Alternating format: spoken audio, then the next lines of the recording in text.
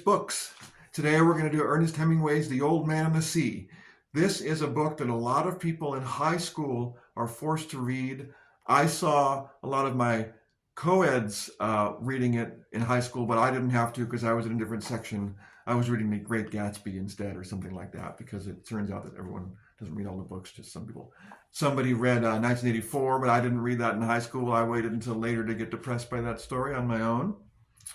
I have read and reviewed earlier other Hemingway, and I got a little bit tired of him, all that macho punching into each other, womanizing and stuff. Well, there's absolutely no womanizing in this, or even a woman. It's just an old man in the sea, and the occasional interaction with a boy who was sort of his apprentice, but because this old man was such an unlucky fisherman, his parents are like, you got to stop going with that guy. Go with somebody else who catches more fish. And the boy's like, I'm sorry. And the old man's like, I understand. It's okay. And then, but it's been a long time since the guy's caught a fish. And so what he does is he goes out like he does every morning, and he sails out through the fog, and he goes past the other fisher boats, and he goes out really far. Because he's like, I know if I go out really far, there's this spot where there's a drop and there's all this stuff. And he goes out really far, and he has a few failures, but then he catches something that just starts dragging his boat.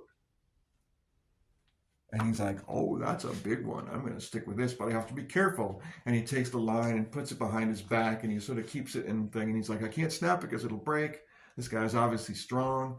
And this goes on for a long time.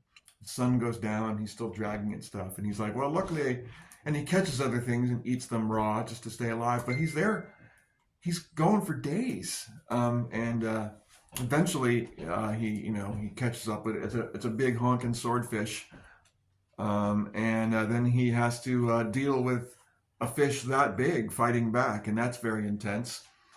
And I'm not going to tell you the story because I never do. But it's basically a one-man survival. It's kind of like a Jack London story in a lot of ways, in that it's just like man against nature.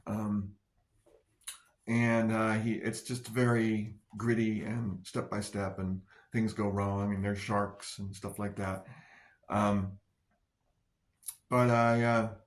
He even punches a shark instead of punching his fellow man. He punches a shark, so that's cool. Anyway, not exactly a punch, but you get the idea. And it's a short little story. It's basically about his trip out and what happens, and his relationship to the boy is minor. As soon as he starts getting out there and catching it, he's like, I wish the boy were here. I wish the boy were here. But he understands that the boy can't be there, and it's not the boy's fault. Imagine if each day a man must try to kill the moon, he thought. The moon runs away. But imagine if a man each day should have to try to kill the sun. We were born lucky, he thought. Then he was sorry for the great fish that had nothing to eat, and his determination to kill him never relaxed in his sorrow for him. How many people will he feed, he thought. But are they worthy to eat him? No, of course not. There is no one worthy of eating him from the manner of his behavior and his great dignity. I do not understand these things, he thought, but it is good that we do not have to try to kill the sun or the moon or the stars. It is enough to live on the sea and kill our true brothers. It's an Ernest Hemingway book that I can deal with. It's short, and it doesn't have a lot of womanizing or men punching each other, just men punching fish. So in that sense, it's a great one. If you can't do, review.